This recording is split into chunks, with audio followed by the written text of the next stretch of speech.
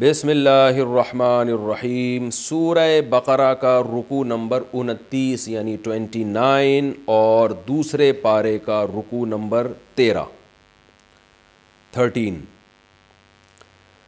پہلے اس رکوع کا لفظی ترجمہ ہوگا، پھر اس کی مختصر تفسیر ہوگی، پھر اس میں جو علمی نکات بیان ہوتے ہیں وہ ہوں گے، اور اس رکوع کو میں بہت ڈیٹیل سے اس لیے بھی بیان کروں گا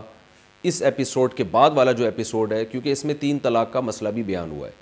تو میں انشاءاللہ اس کو باقاعدہ احادیث کے حوالوں کے ساتھ، قرآن کی آیتوں کے حوالوں کے ساتھ،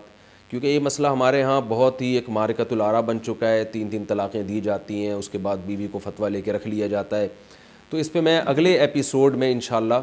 بہت ڈیٹیل سے بیان کروں گا کہ اس مسئلے کی شرعی حیثیت ہے کیا۔ اکٹھی اگر کسی نے ایک مجلس میں 3 طلاقیں دے دی ہیں تو قرآن و سنت کی روشنی میں وہ کتنی طلاقیں ہوتی ہیں، پورے دلائل سے انشاءاللہ میں اس کو تفصیل سے ریکارڈ کرواؤں گا۔ ابھی تو صرف ہم اس رکوع کی مختصر، اس کا پہلے لفظی ترجمہ ہوگا، مختصر گرامر ہوگی، اور پھر اس کی مختصر تفسیر ہوگی، اور پھر انشاءاللہ اگلے ایپیسوڈ میں ہم اس کی یہ جو پہلا ہی مسئلہ اس میں 3 طلاقوں کا ہے وہ میں انشاءاللہ ڈیٹیل سے بیان کروں گا۔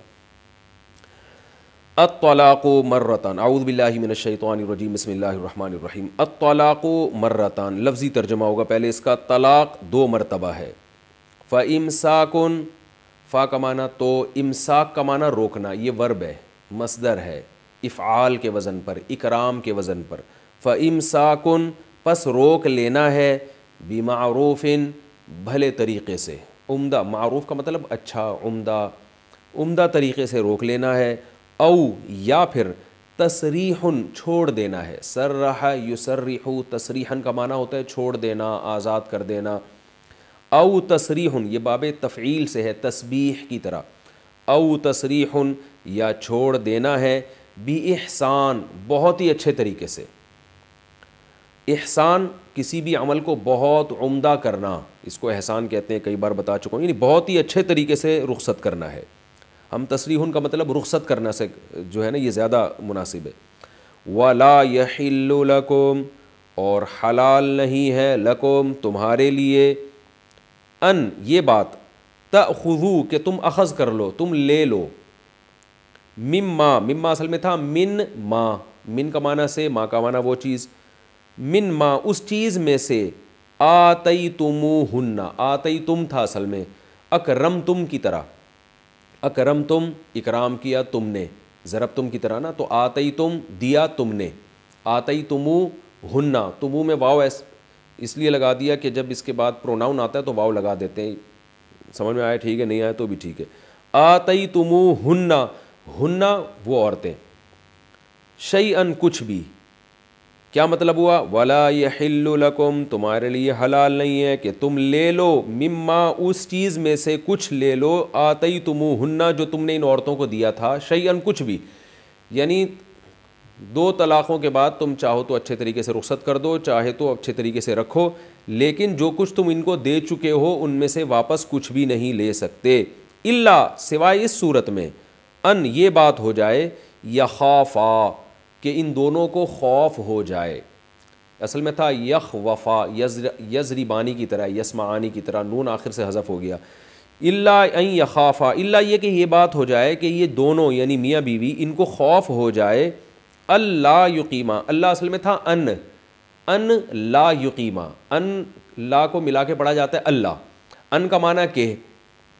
اس بات کا خوف ہو جائے، ان یعنی اس بات کا کہ لا یقیما کہ یہ دونوں قائم نہیں کریں گے حدود اللہ، اللہ کی حدود کو، یقیما اصل میں تھا یقویمانی، یکریمانی کی طرح، آخر سے نون حذف ہو گیا تو یقویما بنا، پھر یقیما بن گیا، واو ہے نا تو وہ میں نے کہا اس کی شکل چینج ہو جاتی ہے، یعنی اس بات کا خوف ہو دونوں کو کہ وہ دونوں اللہ کی حدود کو قائم نہیں رکھ سکتے۔ فَإِنْ خِفْتُمْ، اب آگے اس کی ڈیٹیل بیان ہو رہی ہے، فَإِن پس اگر، خفتم تمہیں خوف ہو، خفتم اصل میں تھا خوفتم، سمعتم کی طرح، اگر تمہیں خوف ہو جائے، اللہ پہ پھر وہی ہے، ان الگ تھا لا الگ، اس بات کا خوف ہو جائے، لا یقیما حدود اللہ کہ یہ دونوں اللہ کی حدود پر قائم نہیں رہ سکتے، تو پھر کرنا کیا ہے؟ فلا جناح علیہما، تو کوئی گناہ نہیں ہے، کوئی حرج نہیں ہے، علیہما ان دونوں پر، جناح حرج کو کہتے ہیں، اس میں کوئی حرج نہیں ہے ان دونوں کے اوپر، فی ما اس چیز کے بارے میں، یہ لفظی ترجمہ خوب اچھی طرح سے سمجھیں اس کو، تو میاں بیوی پہ کوئی حرج نہیں ہے، فی ما اس رقم کے بارے میں، ما سے مراد وہ چیز اور چیز سے مراد پیسے ہیں، جیسے کہ آگے آ رہا ہے، کوئی حرج نہیں ہے میاں بیوی میں، فی ما اس رقم کے بارے میں، فی ما یعنی اس چیز میں کوئی حرج نہیں ہے، افتدت بھی، افتدت کو سمجھیں، فدیہ کا لفظ آپ نے سنا ہوگا، فدیہ کسے کہتے ہیں کہ جان چھڑانا کچھ پیسے دے کے یا کوئی کام کر کے اپنی جان چھڑا دینا، جیسے ہم کہتے ہیں بھئی روزوں کا یہ فدیہ ہے، بیمار آدمی اگر روزہ نہ رکھ سکے اور موت تک روزہ نہ رکھ سکے تو اس کا یہ فدیہ ہے، کیا مطلب، وہ یہ کام کرے گا، غریب کو 2 ٹائم کا کھانا کھلائے گا یا صدقہ فطر کے برابر رقم دے گا تو قیامت میں اس کی جان چھوٹ جائے گی، یعنی روزے کا گناہ اس کو نہیں ملے گا۔ تو فدیہ کا کیا مطلب ہوتا ہے کہ کچھ پیسے دے کے جان چھڑانا۔ قیدی جو گرفتار ہو جاتے ہیں جنگوں میں، ان کو بھی ہم یہ کہتے ہیں بھئی فدیہ دے کے ان کو چھڑایا گیا ہے، یعنی اس قیدی کا معاوضہ دیا گیا اور اس کی جان چھڑا دی گئی ہے۔ تو یہ جو ہے نا فدیہ، یہ اس معنی میں استعمال ہوتا ہے کہ آپ کسی چیز میں پھنسے ہوئے ہیں تو پیسے دے کے اپنے آپ کو آپ بچا لیتے ہیں، تو اپنی جان چھڑا لیتے ہیں۔ تو اس لیے اللہ نے فرمایا کوئی گناہ نہیں ہے میاں بیوی پر، فی دیکھیں میں آپ کو ایک بات بتاتا ہوں، اگر آپ یہ تفسیر کے لیکچر تمیز سے سن لیں آپ لوگ اور بہت اہتمام کے ساتھ ڈائری لے کے بیٹھا کریں اور قرآن سامنے رکھ کر سنیں، آپ انشاءاللہ اللہ آپ کو بہت علم عطا کرے گا اور آپ بہت سے مسائل میں انشاءاللہ چیمپئن بن جائیں گے، قرآن آپ کو بہت اچھی طرح انشاءاللہ سمجھ میں آئے گا، آپ یعنی یوں سمجھیں کہ ایک متوسط درجے کے عالم کی انشاءاللہ فہرست میں داخل ہو جائیں گے، تو یہ اس لیے اس کو ہلکا نہ سمجھیں۔ تو اللہ تعالیٰ نے ارشاد فرمایا فی ما اس چیز کے بارے میں کوئی حرج نہیں ہے میاں بیوی میں، کیا، افتدت بھی، افتدت یہ فدیہ سے نکلا ہے، اصل میں تھا افتدیت، اکتسبت کی طرح ہوتا ہے نا، اکتسبہ اکتسبہ اکتسبو اکتسبت، اکتسبہ کا معنی اس نے کمایا، اکتسبت کا معنی اس عورت نے کمایا، تو افتدیت تھا اصل میں، افتدیت، اس کو پڑھا جاتا ہے افتدت، تو افتدت کا مطلب عورت نے فدیہ دیا، اس کا معنی کیا ہوگا، عورت نے فدیہ دیا نہیں بلکہ افتدا کا معنی ہوتا ہے فدیہ دے کے جان چھڑانا، یعنی عورت نے اپنی جان چھڑائی ہو، اپنے آپ کو آزاد کیا ہو، افتدت بھی جس رقم کے ذریعے، بھی کا معنی ذریعے، ہی کا معنی وہ چیز سے مراد ہے ماں، یعنی قرآن میں اللہ کا ارشاد ہے نا فی ما اس چیز کے بارے میں دونوں پہ کوئی گناہ نہیں ہے، افتدت بھی جس چیز کے ذریعے عورت اپنی جان چھڑائے، افتدت کا معنی فدیہ دے کے جان چھڑائے۔ تو اب اس آیت کا لفظی ترجمہ دوبارہ سمجھیں، میں چاہتا ہوں یہ آپ کی دماغ میں اچھی طرح سے بیٹھ جائے کیونکہ تھوڑا سا مشکل ترجمہ ہے۔ فلا جناح علیہما تو میاں بیوی پہ کوئی حرج نہیں ہے، فی ما اس رقم کے بارے میں، افتدت بھی جس رقم کے ذریعے عورت اپنی فدیہ دے کے اپنی جان چھڑائے، یہ اس کا لفظی ترجمہ ہو جائے گا۔ اور پوری آیت کا ترجمہ کیا ہوگا کہ طلاق کے بعد تمہارے لیے حلال نہیں ہے ان تأخذوا مما آتیتموہن شیئا کہ تم عورت سے کچھ بھی رقم واپس لے لو، الا یہ کہ دونوں کو اس بات کا خطرہ ہو کہ دونوں اللہ کی حدود پہ قائم نہیں رہ سکتے۔ اب اس بات کا اگر خطرہ ہو تو پھر کیا حکم ہے، یہ آگے آ رہا ہے، بس اگر تمہیں یہ خوف ہے کہ میاں بیوی دونوں اللہ کی حدود پر قائم نہیں رہ سکتے تو پھر میاں بیوی دونوں میں کوئی حرج نہیں ہے اس رقم کے بارے میں جس رقم کے ذریعے عورت فدیہ دے کے اپنی جان چھڑا لے، یعنی پھر شوہر کے لیے لینے میں کوئی حرج نہیں ہے اور عورت کے لیے اس رقم کے دینے میں کوئی حرج نہیں ہے، یہ مطلب ہوا آیت کا۔ تلک حدود اللہ یہ اللہ کی حدود ہیں، فلا تعتدوها تعتدو اصل میں تھا تعتدیو تکتسبو کی طرح، فلا تعتدوها اس حدود کو سے تجاوز مت کرو، ہا ضمیر لوٹ رہی ہے حدود کی طرف، اللہ کی حدود سے تجاوز مت کرو۔ ومن یتعدی یتعدی باب تفعل ہے، تکلف، یتعدیو تھا اصل میں یتکلفو کی طرح، ومن یتعدی اور جو شخص بھی تجاوز کرتا ہے حدود اللہ اللہ کی حدود سے، فَأُولَئِكَ هُمُ الظَّالِمُونَ، پس یہی لوگ ہیں ظالم لوگ، اللہ کی حدود کو توڑنے والے. فَإِن، پس اگر، طَلَّقَهَا، میں نے بتایا تھا طَلَّقَ يُطَلِّقُ تطلیقاً، اس کا معنی ہوتا ہے کسی کو آزاد کر دینا، تو مراد یہاں ڈیورس ہے، طلاق ہے،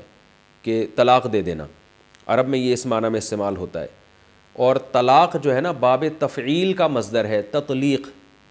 باب تفعیل جو ہے نا، جو تطلیق، اس کا مصدر فعال کے وزن پر بھی آتا ہے. اس کی میں نے آپ کو جب گرامر پڑھائی تھی شروع کے 8 لیکچروں میں، اس میں میں نے یہ بتایا تھا آپ کو. تو طلاق بمعنی تطلیق ہے، کیونکہ باب تفعیل کا مصدر فعال کے وزن پر بھی آتا ہے. فَإِن طَلَّقَهَا، پس اگر، طلقا سبحہ کی طرح، اس نے طلاق دے دی، ہا، اس عورت کو، یعنی تیسری کی بات چل رہی ہے، 2 کا ذکر تو ہو چکا. اگر مرد نے اپنی زوجہ کو تیسری طلاق دے دی، فلا تحل، تو یہ عورت حلال نہیں ہے. حل یحل اصل میں تھا حلل یحلل، تو تحل یہ مؤنث کا صیغہ ہے. وہ عورت حلال نہیں ہے، لہو، اس مرد کے لیے، یعنی طلاق دینے والے کے لیے، من بعدو، اس کے بعد. بعدو کا معنی ہوتا ہے اس پروسیس کے بعد، تیسری طلاق کے بعد یہ حلال نہیں ہے. حتیٰ، یہاں تک کہ، تنکیحا، نکاحا ینکحو کا معنی ہوتا ہے نکاح کرنا، یہاں تک کہ وہ عورت نکاح کر لے زوجن، شوہر سے، غیرہو، اس کے علاوہ، یعنی پہلے شوہر کے علاوہ کسی اور شوہر سے نکاح کر لے. اس کو شوہر اس لیے کہا گیا ہے کہ بعض دفعہ ایک چیز بننے والی ہوتی ہے نا، تو اس کو بھی شوہر کا اطلاق کر دیا جاتا ہے. ظاہر ہے وہ بھی شوہر بنا تو نہیں ہے، لیکن بعد میں شوہر بن جائے گا، تو اس کو کہتے ہیں ما یعول الیہ کے اعتبار سے. گاڑا لفظ ہے، مشکل ہوگی آپ کے لیے سمجھنا. اس کی مثال ایسے ہے جیسے ہم کہتے ہیں من قتل قتیلاً، جس نے بھی مقتول کو قتل کیا تو اس کو یہ سزا ملے گی. اب مقتول کو تھوڑی قتل کیا جاتا ہے، قتل تو اس کو کیا جاتا ہے جو زندہ ہو. جب قتل کریں گے تو مقتول بنے گا نا وہ. لیکن عرب میں اس کو کہہ دیا جاتا ہے، اردو میں بھی، انگلش میں بھی، ہر زبان میں، کہ جو کام ہونے ہی والا ہے نا تو اس کو وہ نام پہلے ہی دے دیا جاتا ہے. تو ہم یہ کہتے ہیں بھائی مقتول کو کس نے قتل کیا ہے، تو مقتول کو نہیں، قتل تو زندہ آدمی کو کیا ہوتا ہے، بعد میں مقتول بنا ہوتا ہے. لیکن چونکہ بعد میں بن گیا نا وہ، تو اس لیے اس کو پہلے ہی مقتول کا نام دے دیا. تو یہاں بھی ایسا ہی ہے کہ قرآن اصل میں یہ بتا رہا ہے کہ یہ عورت رجلن غیرہ، نکاح کر لے، تنکیحا رجلن، کسی مرد سے جو غیرہ، جو پہلے کے علاوہ ہو. لیکن قرآن نے اس کو زوج کے لفظ سے تعبیر کیا، کیونکہ وہ نکاح کرے گی تو شوہر بن جائے گا. یہاں تک کہ وہ عورت نکاح کر لے زوجن غیرہ، کسی شوہر سے جو پہلے کے علاوہ ہو. فَإِن طَلَّقَهَا، پس اگر طلاق دے دے، یعنی یہ دوسرا شوہر، ہاں، اس عورت کو، فلا جناح علیہما، تو کوئی حرج نہیں ہے، علیہما، ان دونوں پر، یعنی پرانے والے اور پرانے والے شوہر اور اس عورت، ان دونوں پر کوئی گناہ نہیں ہے. ان، اس بات میں، یتراجعا، یتراجع اصل میں تھا باب تفاعل، تراجع، ایک دوسرے سے رجوع کرنا. ایک تو ہوتا ہے رجعا، رجعا کا معنی تو رجوع کرنا، ایک ہوتا ہے تراجع، باب تفاعل، تضارب کی طرح، اس کا معنی ہوتا ہے ایک دوسرے سے رجوع کرنا. تو ان یتراجعا، کہ یہ دونوں ایک دوسرے سے رجوع کر لیں، یعنی دوبارہ نکاح کر لیں. ان، اگر، ظنا، ظنا اصل میں تھا ظنانا، ضربا کی طرح، ضرب ضربا ہے نا، ضربا کا معنی اس نے مارا، ضربا ان دونوں نے مارا. تو ظنا اصل میں تھا ظنانا، اور پھر ظنانا، ظنا کا معنی گمان کیا اسے ایک نے، ظنانا ان دونوں نے گمان کیا، تو ظنانا کو پڑھا جاتا ہے ظنا. تو ان ظنا، اگر یہ دونوں گمان کریں، یعنی میاں بیوی، پرانا والا میاں اور یہ پرانی اس کی جو بیوی ہے، ان دونوں کو یہ گمان ہو جائے، غالب گمان ہو، ان یقیما، کہ یہ دونوں قائم رکھیں گے اللہ کی حدود کو، یعنی دوبارہ یہ شادی کی ان کو اس صورت میں اجازت ہے کہ ان کو یہ غالب گمان ہو کہ اب یہ تمیز سے زندگی گزاریں گے. وَتِلْكَ حُدُودُ اللَّهِ، یہ اللہ کی حدود ہیں، اللہ کے ایک قوانین ہیں. حدود کا مطلب ہوتا ہے ایک لمٹ ہے، اس سے باہر تمہیں نکلنے کی اجازت نہیں ہے، اسی لمٹ کے اندر رہ کے تم نے زندگی گزارنی ہے. یُبَيِّنُهَا، بَيَّنَ یُبَيِّنُ تَبْیِینًا، اس کا معنی ہوتا ہے کھول کھول کے بیان کرنا. یُبَيِّنُهَا، اللہ ان حدود کو کھول کھول کے بیان کرتا ہے، لِقَوْمٍ، ایسی قوم کے لیے، ایسے لوگوں کے لیے، یعلمون، جو جانتے ہیں، جو اللہ کے حکام کی ویلیو کو جانتے ہیں، جو اللہ کے حکام پر عمل اگر نہیں کیا جائے تو پھر اس کی انجام کو جانتے ہیں. تو جاننے والے لوگوں کے لیے اللہ بیان کرتا ہے. وَإِذَا، اور جب، طَلَّقْتُمْ، سبحتم کی طرح، مردوں سے خطاب ہے، اور جب تم طلاق دو النساء عورتوں کو، فا بلغنا، فا کا معنی تو بلغنا ضربنا کی طرح، ضربا ضربا ضربو ضرب ضربتا ضربنا، مارا ان سب عورتوں نے، تو بلغنا پہنچ جائیں وہ سب عورتیں، بلغا کا معنی پہنچنا، بالغ ہونا، اسی وجہ سے بالغ ہے نا، کہ اپنی ایک جوانی کو پہنچ جاتا ہے انسان، فبلغنا وہ عورتیں پہنچ جائیں اجلہن اپنی اجل کو، اپنی اجل کہتے ہیں متعین وقت، مقررہ ٹائم، وہ ہر ایک کے لحاظ سے الگ ہوتا ہے، موت کو بھی اجل کہا جاتا ہے اس لیے کہ ایک مقررہ ٹائم پر آ جاتی ہے وہ، تو یہاں عورت کی عدت کا وقت ہے کہ جب وہ اپنی عدت کے وقت کو پہنچ جائے، اپنی اجل سے مراد ہے کہ وہ جو ان کا ٹائم ہے جس میں وہ کہیں اور نکاح نہیں کر سکتی، اس ٹائم کو وہ پہنچ جائیں، فَأَمْسِكُوهُنَّ اللہ فرماتے ہیں تو امسکو، امسکا یمسکو، امساکن کا معنی روکنا، تو اکریمو کی طرح یہ امر کا صیغہ ہے، امسکوہن ان عورتوں کو روک لو، بمعروف عمدہ طریقے سے، او یا پھر سرحوہن، سرح یسرح تصریحا رخصت کر دینا، چھوڑ دینا، یا ان کو چھوڑ دو بمعروف عمدہ طریقے سے، سبح یسبح کی طرح، ولا تمسکوہن اور نہ روکو، امسکا یمسکو امساکن کا معنی روکنا، لا تمسکوہن ان عورتوں کو مت روکو، ضرارن نقصان پہنچانے کے لیے، ضرر نقصان کو کہتے ہیں، ضرار کا معنی نقصان پہنچانا، ان کو نقصان پہنچانے کے لیے مت روکو، لتعتدوا تاکہ تم حدود سے تجاوز کرو، تعتدیو تھا تکتسبو کی طرح اعتدا، یعنی اس نیت سے ضرر پہنچانے کے لیے تاکہ تم اللہ کی حدود سے تجاوز کرو، کیونکہ ضرر پہنچانا اللہ کی حدود سے تجاوز ہی ہے، تو اس نیت سے ان کو مت روکو، وَمَن يَفْعَلْ ذَلِكَ اور جو بھی کرے گا یہ کام، یعنی طلاقوں کے بعد عورت کو ظلم کرنے کی نیت سے دوبارہ اپنے نکاح میں روک لے گا، تو جو بھی یہ کام کرے گا فَقَدْ ظَلَمَ نَفْسَهُ تو تحقیق ظلم کیا اس نے اپنی ہی جان پر، وَلَا تَتَّخِذُوا اور مت ٹھہراؤ، اتخذ یتخذ اتخاذا اس کا معنی ہوتا ہے ٹھہرانا، اور مت ٹھہراؤ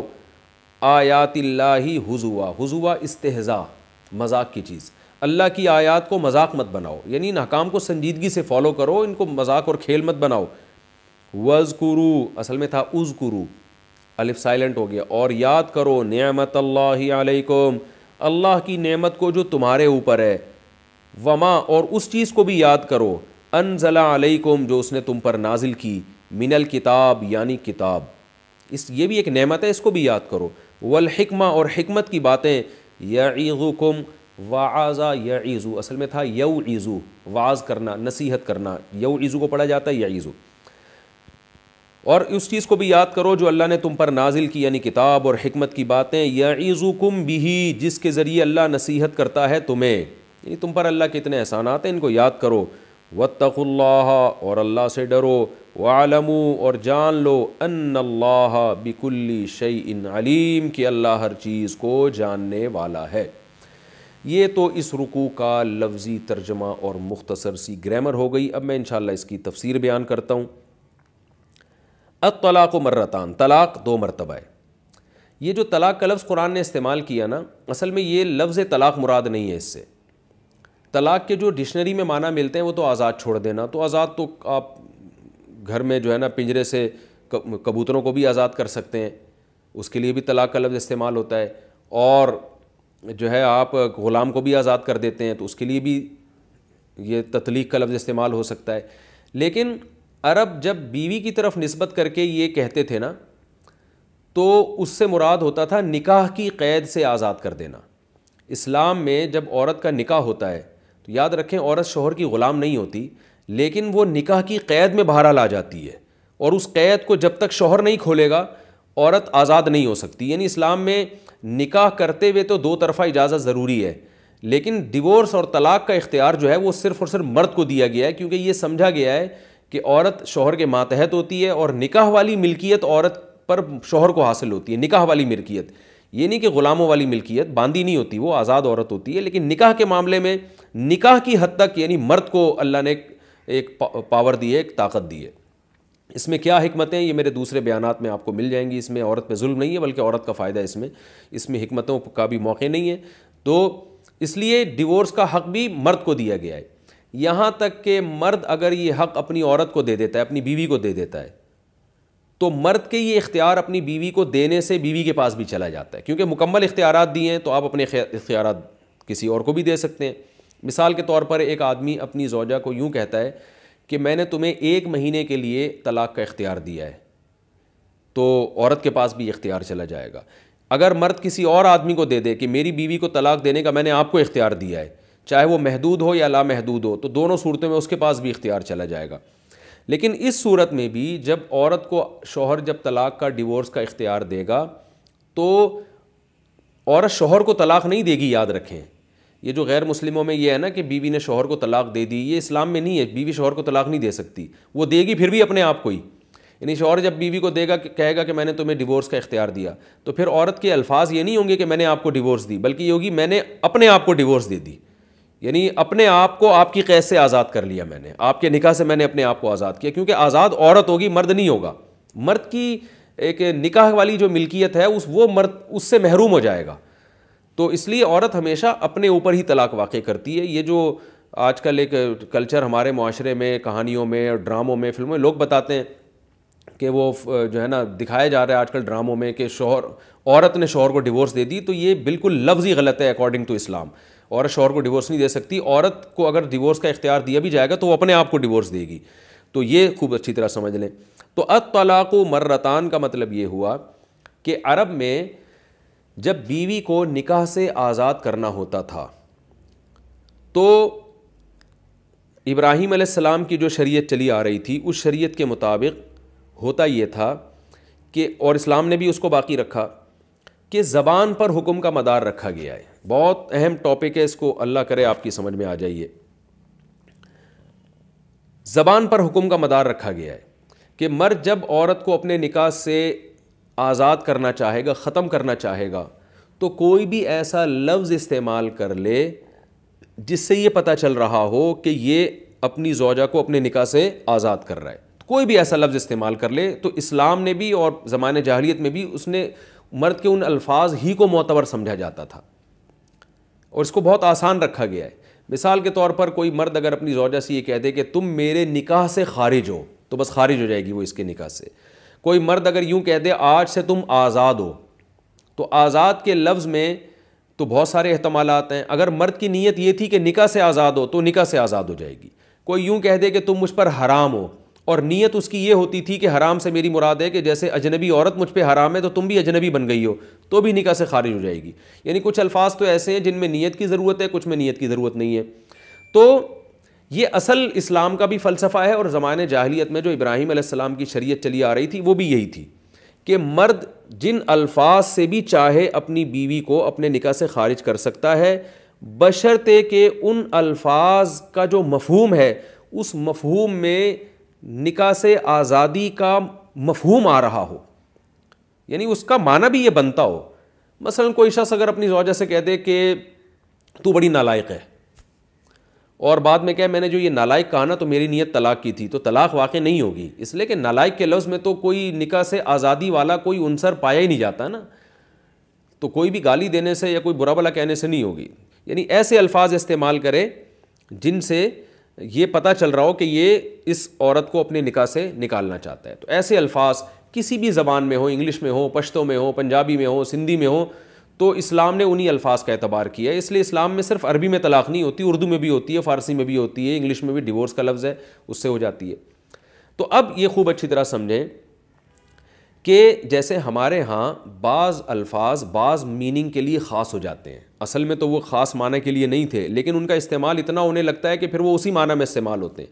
تو ایسے ہی طلاق کا جو اصل لفظ تھا وہ تو تھا کہ آزادی, لیکن عرب نے اس لفظ کو جب بیوی کے لیے استعمال کرتے تھے تو ان کی مراد یہ ہوتی تھی کہ اس کو نکاح سے خارج کرنا. بالکل جیسے انگلش میں ڈیورس کا لفظ جب بیوی کے لیے استعمال ہوتا ہے تو اس سے مراد نکاح ختم کرنے کے علاوہ اور کوئی مقصد نہیں ہوتا, یعنی اس کا کوئی اور مطلب ہے ہی نہیں عرف میں. تو ایسے ہی عرب میں جو طلاق کا جو لفظ تھا نا, طلاق کا لفظ وہ اسی معنی میں استعمال ہونے لگا کہ جب بھی زوجہ کو اپنی وائف کو نکاح سے انہوں نے خارج کرنا ہے تو وہ طلاق ہی کا لفظ استعمال کرتے تھے. تو اب شریعت نے یہ کیا کہ شریعت نے ایک اصول بنایا ہے کہ کسی زبان میں کوئی لفظ اگر ایسا ہے جو نکاح ختم کرنے کے علاوہ کسی اور میننگ میں استعمال ہی نہیں ہو رہا، تو شریعت بھی پھر یہ کہتی ہے کہ اب اس لفظ سے نکاح ہی ختم ہوگا۔ اس میں اگر شوہر کہتا ہے کہ میری نیت کچھ اور تھی تو اس کی نیت کا اعتبار نہیں ہوگا۔ جیسے آج اگر بیوی کو کوئی کہتا ہے تمہیں طلاق ہے، اور جب اس سے پوچھا جائے کہ تم نے تو طلاق دے دی، وہ کہتے ہیں بھائی طلاق کے جو ڈکشنری میں معنی ہے وہ تو آزاد کرنا ہے، تو میرا مقصد یہ تھا کہ میں اپنی زوجہ کو کام کاج سے آزاد کرنا چاہتا ہوں، تو کام کاج سے آزادی کے لیے میں نے یہ طلاق کا لفظ استعمال کیا ہے، تو اس کی بات مانی نہیں جائے گی، اس لیے کہ عرف میں طلاق کا مطلب بیوی کو اب نکاح سے آزاد کرنا ہی ہوتا ہے، اگر بیوی کی طرف نسبت کر کے کہا جائے یہ لفظ۔ تو ہر زبان میں، پشتو میں، سندھی میں، پنجابی میں، کوئی بھی ایسا لفظ جو بیوی کے لیے جب استعمال ہو تو اس سے مراد نکاح ختم کرنا ہی مراد لیا جاتا ان کے عرف میں، ان کے کلچر میں، تو ایسے الفاظ کو صریح طلاق کہا جاتا ہے، یعنی صریح الفاظ کہا جاتا ہے۔ یہ وہ صریح الفاظ ہیں جس میں نیت کی ضرورت نہیں ہے۔ اگر کوئی یہ کہتا ہے کہ میری نیت ڈیورس دینے کی نہیں تھی، طلاق کی نہیں تھی، تو شریعت اس کو کالعدم قرار دیتی ہے، مفتی بھی نہیں مانے گا، اب اس کی بیوی بھی نہیں مانے گی، سب یہی کہیں گے بھائی، کیونکہ عرف میں یہ لفظ اسی معنی میں استعمال ہوتا ہے۔ یہ ایسے ہی جیسے آپ کسی کو بول دیں گدھا اور آپ نے گالی دے دی اس کو، اب وہ غصے میں آ رہا ہے، تو آپ کہیں بھائی میری نیت آپ کو گدھا کہنے سے بے وقوف کہنا نہیں تھی، بلکہ میری نیت یہ تھی کہ گدھا جیسا اسٹرانگ ہوتا ہے اور ماشاءاللہ اتنا ویٹ اٹھاتا ہے، تو آپ بھی بڑے زبردست باڈی بلڈر ہیں، تو یہ بات کوئی نہیں مانے گا۔ وہ بھائی گدھے کا لفظ ٹھیک ہے اس معنی میں بھی استعمال ہو سکتا ہے، یعنی آپ کی رائے میں، لیکن عرف میں یہ معنی نہیں ہے۔ لغت عرف کو دیکھتی ہے، لغت لوگوں کے کلچر کو دیکھتی ہے کہ لوگ کس ورڈ کو کس معنی میں استعمال کر رہے ہیں، تو اسلام بھی یہی دیکھتا ہے کہ جو لفظ جس معنی میں، جس قوم میں، جس معنی کے لیے استعمال ہوا ہے، اسلام بھی یہ کہتا ہے یہ اسی معنی میں، اسلام بھی اس کو اسی معنی میں مانے گا۔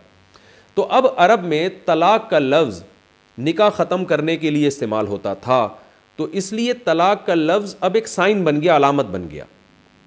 تو اب یہ خوب اچھی طرح سمجھیں، اب یہ جو الفاظ ہیں نا قرآن کے، الطلاق مرتان، طلاقیں دو مرتبہ ہیں، فَإِمْسَاكُمْ بِمَعْرُوفٍ، اس کے بعد عمدہ طریقے سے روک لینا ہے، او تسریحٌ بِإِحْسَان، یہ اچھے طریقے سے رخصت کر دینا ہے۔ تو اس آیت کا مطلب یہ ہرگز نہیں ہے کہ طلاق کا لفظ دو مرتبہ، بلکہ طلاق چونکہ صریح لفظ تھا اور نکاح ختم کرنے کے معنی میں استعمال ہوتا تھا، لہذا ہم اس لفظ کا جو حقیقت میں ترجمہ کریں گے وہ یہ ہوگا الطلاق مرتان۔ کیا مطلب؟ کسی بھی قوم میں وہ لفظ جو بیوی کے نکاح کو ختم کرنے کے لیے استعمال ہوتا ہے اور اس کے علاوہ کسی دوسرے معنی میں استعمال نہیں ہوتا، تو وہ لفظ جب بیوی کی طرف نسبت کر کے استعمال کیا جائے گا تو وہ دو مرتبہ استعمال ہو سکتا ہے، اور دو مرتبہ کے بعد تمہیں یہ اجازت ہے کہ تم زوجہ کو یا تو عمدہ طریقے سے روک لو یا عمدہ طریقے سے رخصت کر لو۔ یہ مطلب ہوا اس آیت کا۔ اس میں ڈیورس کا لفظ بھی آ گیا، یعنی اگر کوئی انگریز یہ کہتا ہے یا کوئی انگلش میں بیوی کو کہتا ہے تمہیں ڈیورس ہے، تمہیں ڈیورس ہے، اب کوئی یہ کہے کہ قرآن میں تو آتا ہے 2 دفعہ طلاق کے بعد رجوع کا حق حاصل ہے، ڈیورس کا لفظ تو قرآن میں نہیں ہے، تو ہم کہیں گے یہ طلاق کا لفظ ایک لفظ نہیں، ایک سائن، ایک علامت ہے، یہ ایک اصول ہے کہ عرب میں چونکہ یہ طلاق کا لفظ ہی طلاق کے معنی میں استعمال ہوتا تھا، تو قرآن طلاق کے لفظ کو فوکس نہیں کر رہا،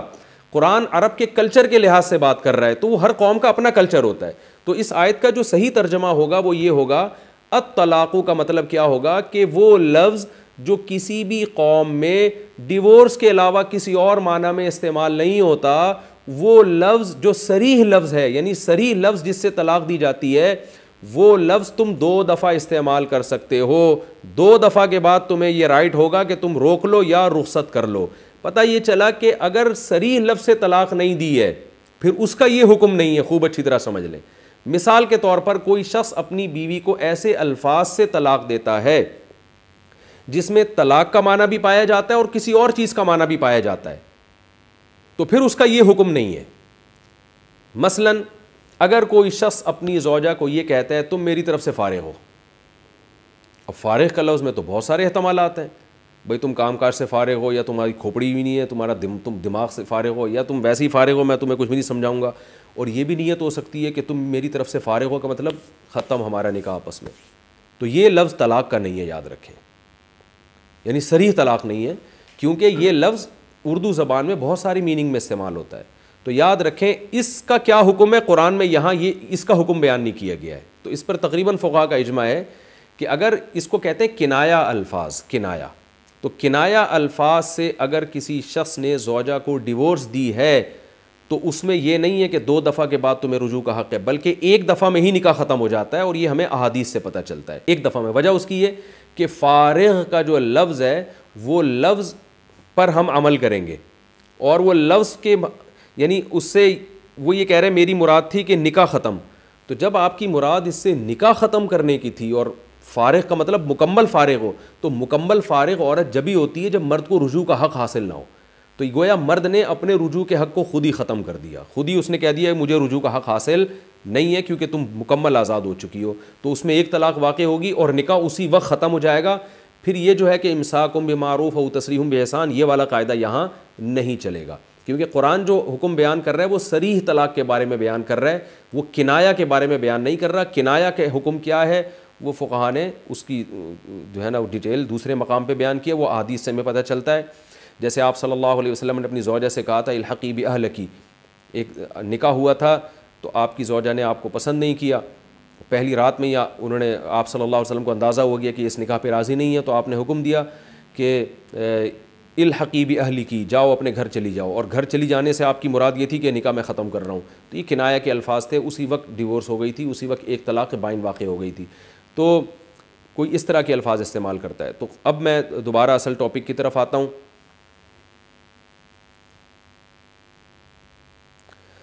الطلاق مرتان، وہ الفاظ جو کسی قوم میں طلاق دینے ہی کے لیے استعمال ہوتے ہیں، جیسے انگلش میں ڈیورس بہترین مثال ہے، تو وہ 2 مرتبہ ہیں۔ کیا مطلب 2 مرتبہ تم وہ الفاظ اپنی زبان سے کہہ سکتے ہو؟ 2 مرتبہ کے بعد کیا ہوگا؟ فَإِمْسَاكُمْ بِمَعْرُوفٍ، چاہو تو عمدہ طریقے سے بیوی کو روک لو، او تسریحم بِإِحْسَان، یا عمدہ طریقے سے رخصت کر دو، یعنی عدت کے بعد، کیونکہ پہلے بیان ہو چکا ہے کہ طلاق کے بعد عورت عدت گزارے گی،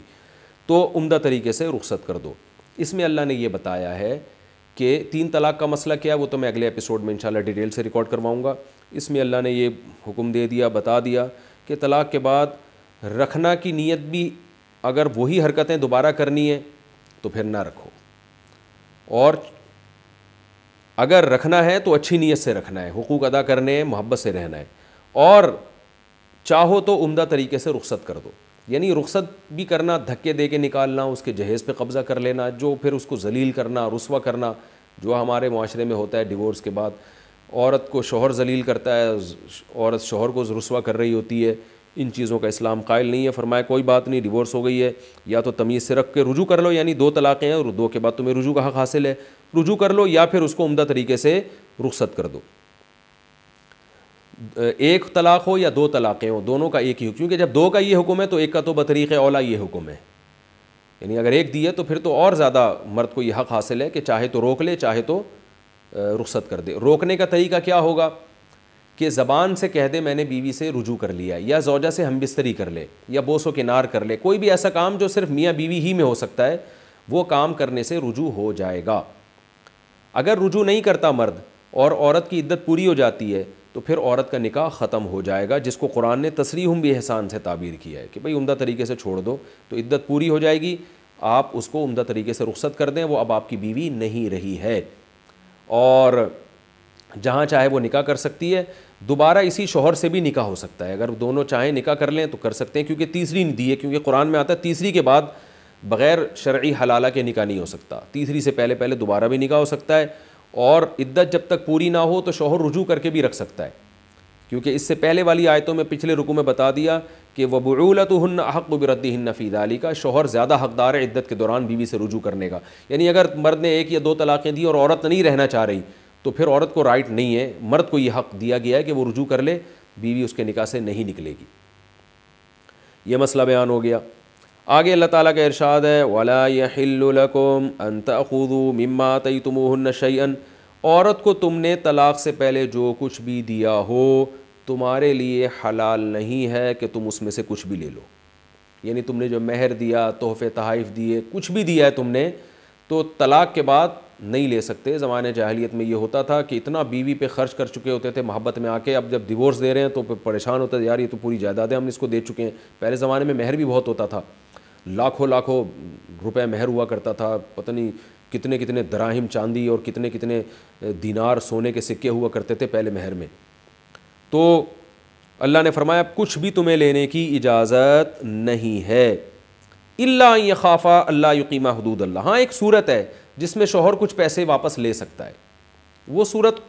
اس کو خلا کہا جاتا ہے. یعنی قرآن نے پہلے وہ طلاق بیان کی جس میں مرد پہل کرتا ہے طلاق دینے میں, اور وہ پیسوں کے بغیر ہوتی ہے, بلکہ اس میں بیوی سے پیسے لینا بھی جائز نہیں ہوتا. تو اس طلاق کا حکم اللہ نے بیان کیا. پھر اللہ بیان کر رہا ہے وہ طلاق جس میں مطالبہ عورت کی طرف سے ہو اور عورت پیسے دے کے شوہر سے جان چھڑا رہی ہو, اس کو خلا کہا جاتا ہے. خلع اصل لفظ ہے یہ خلع, لیکن اردو میں اس کو خلا کہتے ہیں. تو اس کو بیان کیا جس کو طلاق بالمال کہہ سکتے ہیں آپ, یعنی وہ طلاق جس میں شوہر کو اس کا معاوضہ مل رہا ہے. اور پھر اس کے بعد اللہ نے حکم بیان کیا کہ تیسری طلاق کا کیا حکم ہے, یعنی طلاق چاہے مال کے ذریعے ہو یا بغیر مال کے ذریعے ہو, تیسری طلاق کے بعد رجوع کا حق حاصل نہیں ہے, اور دونوں آپس میں نکاح نہیں کر سکتے, چاہے وہ بالمال ہو یا بغیر مال ہو. اس لیے اللہ نے تیسری طلاق کو تھوڑا یعنی خلا کے بعد ذکر کیا ہے, کیونکہ تیسری طلاق میں خلا والی طلاق بھی آ گئی اور وہ طلاق بھی آ گئی جو مال کے بغیر ہوتی ہے, جس میں شوہر خود سے طلاق دے رہا ہوتا ہے بغیر عورت کے مطالبے کے. تو اس لیے تیسری کو اللہ نے تھوڑا تاخیر سے ذکر کیا تاکہ اس میں دونوں قسم کی طلاقوں کا حکم آ جائے کہ تیسری طلاق کسی بھی صورت میں ہوگی, چاہے خلا کے ذریعے ہو یا بغیر خلا کے ذریعے ہو, تیسری کے بعد شوہر اور بیوی آپس میں دوبارہ نکاح نہیں کر سکتے. یہ حکمت ہے اس ترتیب میں. تو اللہ نے فرمایا کہ تمہارے لیے حلال نہیں ہے کہ تم عورت سے کوئی بھی رقم واپس لو الا یہ کہ دونوں اللہ کی حدود پر قائم نہ رہ سکیں. فَإِنْ خِفْتُمْ أَلَّا يُقِيمَا حُدُودَ اللَّهِ, اگر تمہیں اس بات کا خوف ہو. تمہیں سے کون مراد ہے؟ تمہیں سے حکمران بھی مراد ہو سکتے ہیں, میاں بیوی کے اہل خانہ بھی مراد ہو سکتے ہیں. یعنی خاندان والوں کو اگر یہ خطرہ ہے کہ یہ میاں بیوی نہیں بیٹھ رہے اور اولین مخاطب اس کا حکمران ہے, یعنی عدالتیں, اگر حدود پہ قائم نہیں رہ سکتے تو پھر ان کے لیے جائز ہے کہ یہ عدالت میں جائیں. اور پھر اللہ عدالت سے خطاب کر رہے ہیں کیونکہ خلا اکثر عدالت کے ذریعے ہوتا ہے. وجہ اس کی یہ ہے کہ عورت جب شوہر سے ڈیورس کا مطالبہ کرتی ہے تو شوہر اس میں دلچسپی نہیں لیتا, اس کی بات کو سنجیدگی سے نہیں لیتا. تو اس لیے ایسے موقع پہ عدالت درمیان میں پڑتی ہے اور وہ شوہر کو نوٹس دے کے بلاتی ہے کہ آپ کی بیوی آپ سے طلاق کا مطالبہ کر رہی ہے, تاکہ شوہر اس نوٹس کو سنجیدگی سے لے اور شوہر کو یہ تحفظ ہو کہ میں اگر مہر واپس لوں گا تو مجھے ملے گا, کیونکہ عدالت انوالو ہوئی ہے. ورنہ اس بات کا بھی امکان ہوتا ہے کہ میاں نے طلاق دے دی اور بیگم پھر مہر لے کے غائب ہو جائے. تو اس لیے اللہ نے حکمرانوں کو خطاب کیا. حکمران اگر نہ ہو تو پھر قوم کے جو با اثر لوگ ہیں, علماء, وہ اس میں داخل ہیں. اللہ فرماتے ہیں فَإِنْ خِفْتُمْ, اگر تمہیں اس بات کا خوف ہو, یعنی اے مسلمانوں تمہیں اس بات کا خوف ہو, اللہ یقیما حدود اللہ, کہ یہ دونوں اللہ کی حدود پر قائم نہیں رہ سکتے, تو پھر کیا کرنا ہے؟ فلا جناح علیہما, تو پھر میاں بیوی پہ کوئی گناہ نہیں ہے, فیما افتدت بہ, اس رقم کے بارے میں جس رقم کو فدیے کے طور پر دے کے عورت اپنی جان چھڑائے. یعنی شوہر کے لیے وہ رقم قبول کرنا اور بیوی کے لیے وہ رقم شوہر کے حوالے کرنا یہ جائز ہے. اس کو خلا کہا جاتا ہے کہ عورت فدیہ دے کے اپنی جان چھڑائے. تو اس میں چند باتیں خوب اچھی طرح ذہن میں رکھیں کہ یاد رکھیں خلا جو ہے نا ایک ایگریمنٹ ہے, اور ایگریمنٹ ہمیشہ دو طرفہ ہوتا ہے, دونوں کی رضا سے ہوتا ہے. جیسے فدیہ جو ہے نا, فدیہ ایک ایگریمنٹ ہے. مثال کے طور پر اللہ نے ہمیں حکم دیا کہ اگر تم بیمار ہو اور موت تک تم روزے رکھ ہی نہیں سکتے رمضان کے, تو تم فدیہ دو تو روزے معاف ہو جائیں گے. تو یہ ایگریمنٹ ہے نا بندے اور اللہ کے درمیان, یہاں دونوں طرف کی رضا ضروری ہے. میں فدیہ دینے پہ راضی ہوں اور اللہ اس فدیہ کو قبول کرنے پر راضی ہو. اگر اللہ فدیہ قبول نہیں کرتا تو پھر خود سے ہم فدیہ کا حکم نہیں بیان کر سکتے تھے. اگر اللہ قرآن میں یہ بیان نہ کرتا کہ رمضان کے روزوں کا فدیہ بھی ہے, تو پھر روزوں کا فدیہ نہیں ہوتا, کیونکہ کسی کی بھی سزا جو معاف کی جاتی ہے تو وہ جانبین کے ایگریمنٹ کے ذریعے ہوتی ہے, پھر جان چھڑائی جاتی ہے. یہی وجہ ہے کہ جن عبادتوں میں فدیہ نہیں ہے, قرآن نے ذکر نہیں کیا, ان میں فدیہ دینے سے فدیہ ادا نہیں ہوتا. مثال کے طور پر آپ نے کیا کیا کہ جی وہ آپ سے کوئی اور شریعت کا حکم چھوٹ گیا, کوئی اور عبادت چھوٹ گئی آپ سے, تو اب آپ کہیں کہ جی اس کا فدیہ ادا کر لوں گا تو عبادت ہو جائے گی. ایسا نہیں ہو سکتا, وہ فدیہ دینے سے وہ عبادت نہیں ہوتی. ہاں ایک سوال پیدا ہوتا ہے کہ نماز کے فدیے کا تو قرآن و حدیث میں ذکر نہیں ہے, تو پھر فقہا نے نماز کے فدیے کا ذکر کیوں کیا ہے؟ اس کا جواب یہ ہے کہ فقہا نے یہ کیا ہے کہ کہا کہ جب قرآن نے روزے کے فدیے کا حکم دیا ہے تو نماز چونکہ روزے سے بھی زیادہ اہم ہے, تو اللہ کی رحمت سے امید کی جا سکتی ہے کہ وہ قیامت کے دن اس فدیے کو قبول کر لے گا. تو یہ امید کا لفظ فقہا نے استعمال کیا اس کے لیے یہ امید کا لفظ اس کی علامت ہے کہ فقہا کو بھی اس پر 100% اطمینان نہیں ہے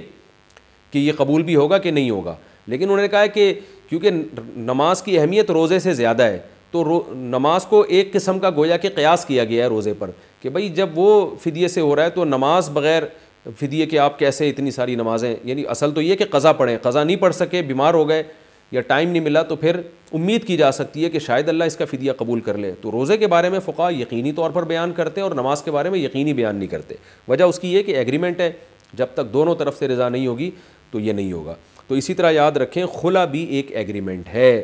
جب تک میاں بیوی دونوں راضی نہیں ہوں گے خلا نہیں ہو سکتا، کیونکہ شوہر رقم لینے پر راضی بھی ہو جائے کہ ٹھیک ہے میں رقم مجھے منظور ہے میں لیتا ہوں اور اس کے بدلے میں تمہیں ڈیورس دیتا ہوں۔ اور اس کی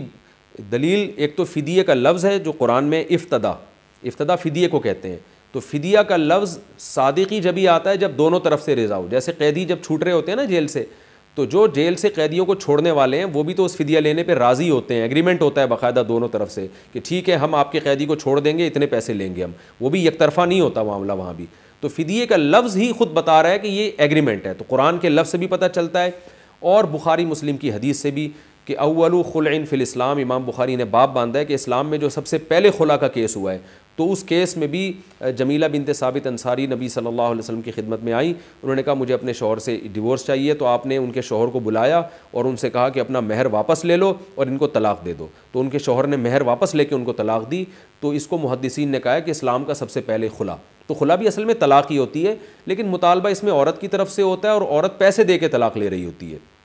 تو یہاں بھی نبی نے ان صحابی کو حکم دیا تھا کہ ان کو ڈیورس دو، تو یہ بھی یک طرفہ معاملہ نہیں ہوا بلکہ صحابی نے ڈیورس دی ہے۔ تو اس سے پتہ چلتا ہے کہ خلا، یہ جو عدالتوں میں خلا ہو رہا ہے نا،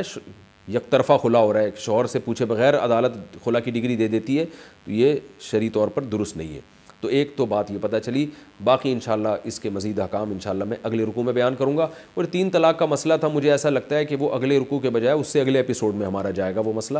بہرحال جیسا بھی ہوتا ہے ہم اس کے مطابق چلیں گے انشاءاللہ۔ اللہ تعالیٰ سمجھنے کی، عمل کی توفیق عطا فرمائے۔